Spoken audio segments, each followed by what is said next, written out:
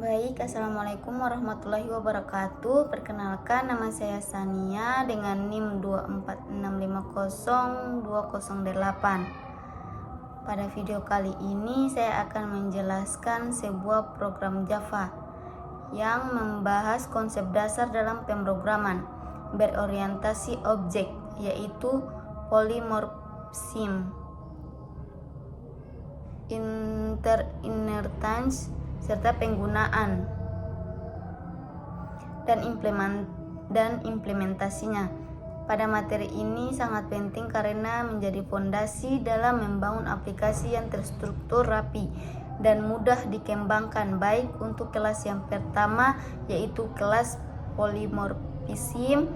Pada kelas polymorphism dimulai dengan deklarasi public class polymorphism. Di dalam kelas ini terdapat dua metode yang memiliki nama-nama sama, yaitu cetak namun berbeda pada bagian parameternya. Inilah konsep metode overloading, di mana metode yang sama dapat digunakan dengan pola pemanggilan berbeda. Metode pertama adalah public void cetak, yaitu metode tanpa parameter, di mana metode ini terdapat sebuah perulangan for yang berjalan sebanyak 10 kali. Setiap kali loop berjalan, program mengeksekusi sistem outprint garis tagar sehingga mencetak tanda-tanda pagar secara horizontal tanpa pindah baris. Metode ini berfungsi untuk mencetak 10 karakter default, yaitu tanda pagar. Metode kedua adalah public void cetak, yaitu versi lain dari metode cetak, namun menerima satu parameter bertipe chart. Parameter ini memungkinkan kita menentukan karakter yang ingin dicetak. Dalamnya juga terdapat perulangan for yang berjalan 10 kali, sama seperti metode sebelumnya. Bedanya adalah setiap iterasi mencetak ini parameternya tersebut menggunakan sistem outprint karakter. Dengan cara ini metode dapat mencetak karakter yang berbeda tergantung argumen yang diberikan saat metode dipanggil. Ini menunjukkan fleksibilitas dari overloading. Kemudian untuk kelas main poly, pada kelas main poly merupakan kelas yang berfungsi sebagai tempat menjalankan program, ditandai dengan adanya metode public static void main. Di sini pada baris pertama di dalam metode main dibuat objek bernama overp dari kelas polymorphism melalui pernyataan polymorphism over poly neopolymorphism. Objek ini digunakan untuk memanggil dua versi metode cetak yang ada di kelas. Polymorphism adalah pemanggilan pertama, yaitu overpetak, yaitu penggunaan metode cetak tanpa parameter. Ketika perintah ini dieksekusi, program mencetak karakter tanda pagar sebanyak 10 kali secara horizontal. Setelah itu diberikan perintah sistem output in garis miring n yang berfungsi untuk memindahkan baris agar output berikutnya tidak menempel dalam satu baris. Kemudian dilakukan pemanggilan kedua, yaitu agar poly cetak sama dengan, yaitu menggunakan metode cetak dengan memasukkan karakter sama dengan sebagai argumen. Ini menyebabkan program mencetak 10 tanda sama secara horizontal. Setelah itu kita coba supaya lebih jelas, kita akan coba running. Ditambahkan baris kosong menggunakan sistem output in agar output terlihat rapi. Kode ini memperlihatkan bagaimana satu objek dapat menggunakan dua metode dengan nama yang sama namun hasil berbeda berdasarkan parameter yang diberikan. Kemudian kita lanjut pada kelas singa. Pada kelas singa ini merupakan kelas sederhana yang berisi dua metode. Baris publik kelas singa. Pada baris publik kelas singa mendefinisikan bahwa ini adalah kelas bernama singa. Metode pertama adalah void, maka yang dipanggil akan menjelaskan sistem print in singa makan. Baris ini berfungsi mencetak teks singa makan pada layar. Metode kedua yaitu void, berburu, yang isinya adalah sistem outprint in singa berburu. Ketika metode ini dipanggil, program akan menampilkan teks singa berburu. Kedua metode ini menggunakan perilaku dasar dari objek singa.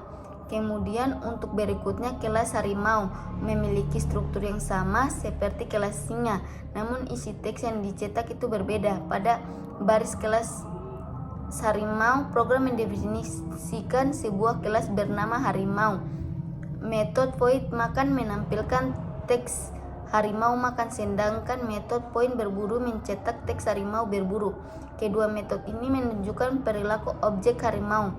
Kemudian lanjut ke kelas poli 1. Di sini berfungsi menunjukkan polimorfisme tanpa parents pada baris public class polis kelas 1. Metode pertama adalah static void singa X yang menerima parameter bertipe singa. Di dalamnya terdapat dua baris, yaitu X makan dan X berburu, yang berarti objek singa yang diterima akan menjalankan kedua tindakan. Metode kedua yaitu static void. Static void coba harimau X identik, hanya saja parameternya bertipe harimau sehingga ia memanggil metode makan dan berburu milik harimau. Pada metode ini dibuat objek singa sama dengan new. Singa dan harimau adalah new harimau. Kemudian pemanggilan coba X mengeksekusi metode yang menerima parameter singa, sedangkan coba H memanggil versi metode yang menerima parameter harimau. Inilah contoh overloading berdasarkan tipe parameter. Kemudian lanjut untuk kelas public class poli 2. Pada konsep poli ini memperkenalkan konsep polimorfisme menggunakan superclass pada baris statis. Void coba hewan X pada program objek bertipe hewan. Metode ini memanggil makan dan berburu sehingga apapun jenis hewannya berperilaku akan dipanggil tergantung pada objeknya atau dynamic binding. Dalam metode ini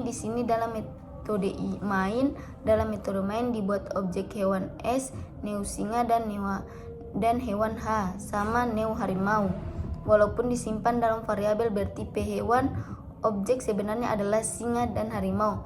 Maka ketika coba S dipanggil, yang tampil adalah singa makan dan singa berburu. Saat coba yang tampil adalah harimau makan dan harimau berburu. Contoh ini menunjukkan polimorfisme melalui inheritance. Kemudian penjelasan untuk kelas politik.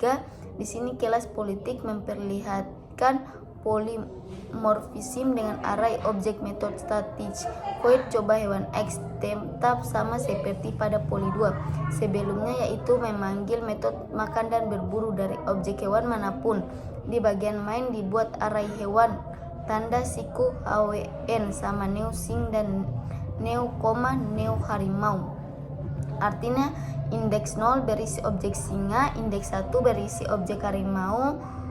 Pemanggilan coba HWN kurang siku 0 menjalankan metode milik singa, sedangkan coba WN kurung sik menjalankan metode milik harimau. Ini menunjukkan bagaimana polimorfisme dapat digunakan dalam struktur data array. Kemudian untuk kelas manusia, pada kelas manusia hanya memiliki satu metode yaitu public void bernapas. Saat metode ini dijalankan, ia mencetak teks bernapas. Kelas ini digunakan sebagai parent kelas yang nantinya akan di-extend oleh manusia. Super metode ini menggambarkan perilaku umum manusia. Kemudian untuk penjelasan interface dosen dimulai dengan baris public interface dosen. Di dalamnya hanya ada satu metode abstrak yaitu point mengajar. Interface ini hanya memberikan kontrak bahwa kelas yang mengimplementasikannya wajib membuat metode mengajar. Kemudian lanjut pada interface petani.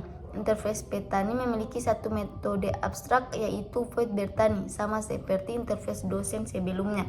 Interface ini mewajibkan kelas mengimplementasikannya untuk membuat metode Bertani. Interface digunakan untuk membuat beberapa kemampuan tambahan pada satu kelas, kemudian masuk pada kelas manusia super. Pada kelas manusia super ini ditulis dengan baris public class manusia super extend, manusia implement dosen, petani. Artinya manusia super adalah turunan dari manusia dan juga mengimplementasikan dua interface sekaligus, yaitu dosen dan petani. Karena mengimplementasikan interface, maka kelas ini wajib membuat definisi metode bertani dan mengajar. Pada metode bertani, baris sistem outprint in bertani mencetak aktivitas bertani. Pada metode mengajar, baris sistem outprint in mengajar menampilkan aktivitas mengajar. Kelas ini juga mewarisi metode bernafas dari kelas manusia. Kemudian pada kelas main implements, pada kelas ini terdiri dari beberapa metode statik yang menerima parameter bertipe interface atau kelas. Metode static void coba dosen, dosen D akan memanggil D. Mengajar artinya objek apapun yang dikirim selama ia bertipe, dosen akan menjalankan metode mengajar. Metode kedua itu coba petani, petani D memanggil D bertani. Metode ketiga itu coba manusia, manusia D memanggil D bernapas. Pada metode dibuat objek manusia super Andi sama neo manusia super, karena manusia super mewarisi dan mengimplementasikan dosen serta petani. Objek ini dapat dipakai pada ketika metode coba dosen Andi memanggil metode mengajar, coba petani Andi memanggil metode bertani, dan coba manusia Andi memanggil metode bernafas. Inilah contoh bagaimana satu objek bisa memanggil dan memiliki banyak peran sekaligus. Mungkin itu saja yang dapat saya sampaikan, semoga bermanfaat. Saya akhiri dengan ucapan wabillahi taufiq wal hidayah. Wassalamualaikum warahmatullahi wabarakatuh.